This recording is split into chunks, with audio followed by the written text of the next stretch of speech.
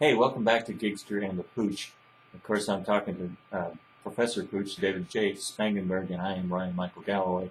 Always use our middle names and middle initials in these things so you can find us a little bit easier out there on the internet. When you search Ryan Michael Galloway, you'll see a lot of me. And you search a lot for David J. Spangenberg, you're going to see a lot of him. If you leave out the middle, sometimes you get a lot of extra hits that aren't us. There's some guy, well, never mind. I won't go into the porn sites that come up when you just see Ryan Galloway. But anyway, yeah. Whoa, I don't know what happened on that exactly. Really tune in for the next episode. Exactly. Hey, we might get a lot more hits that way. No, never know. Me. But anyway, so back to the business at hand. So we were talking about some of the shakeup that's going on in the record business, and we talked about indie and major labels. And David, there's been some things going on in Congress, a little bit under the radar. For those of us that don't, follow the Congressional Register and those kinds of things, I mean, it gets pretty boring trying to follow the government. It's like watching paint dry.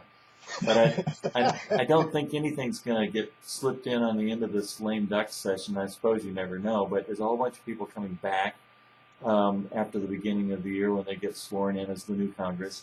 And even in this past Congress, they've been fighting through in the back halls some stuff that has to do a lot with the record industry. And some of it is this, the difference between us and the rest of the world and how artists do or do not get compensated. Can you tell us a little bit more about that? Yeah, this is a really weird thing. Matter of fact, see, a quick history in 10 words or less. Through the years, when songs are played on FM radio stations, what happens is the songwriters and publishers get paid, and the artists don't.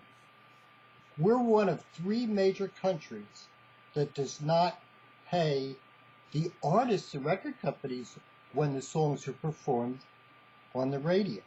Just out of curiosity, what are the other 3 countries, or what are the other 2 countries? Can you think of them? Yeah, North Korea, Singapore, I think it is, or Malaysia, I get them mixed up, and what other country I forget. But probably China. And there's a war going on, and I'll try to keep this short because it's a very long subject, but it's very important to the performers. And Frank Sinatra started fighting for this 25, 30 years ago, and that is songwriters and publishers are getting paid with stuff on the radio. Why aren't the artists getting paid for their performances on the radio? Mm-hmm. And that's what's in Congress right now. They're fighting up and back, and they don't want to, the radio stations don't want to pay anymore. They're trying to call it taxation and stuff and all kinds of things like that. But what people don't understand is when our music then is played in other countries, the artists here are paid in the other countries, the other artists get paid. They won't pay the United States artists because we in the United States don't pay their artists. Oh, so it's a retribution kind of thing. And why? Oh, yeah. And wow. Hey, why should we pay the United States artists? Hey, man, their stations aren't paying our artists. So it gets really, crazy. So it's in Congress. They've been fighting for a year and a half or so. They're supposedly getting there. The radio stations came up with a way that they will pay the artists, but they put it in some of this little side stuff that the record companies are not going to go for. So who knows how long this is going to go on. It's been 25 years, but the artists are not getting paid when their stuff's in the radio.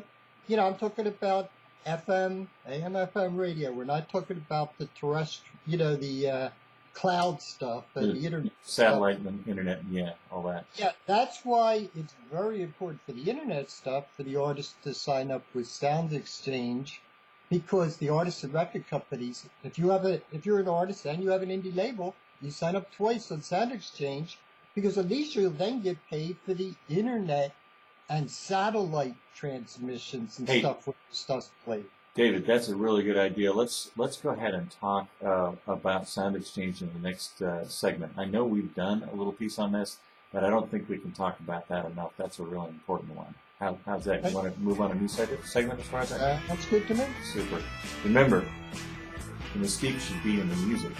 And not in the business. Well, I'm the Pooch. And I'm the Gigster, and we'll be back. Thanks. Bye.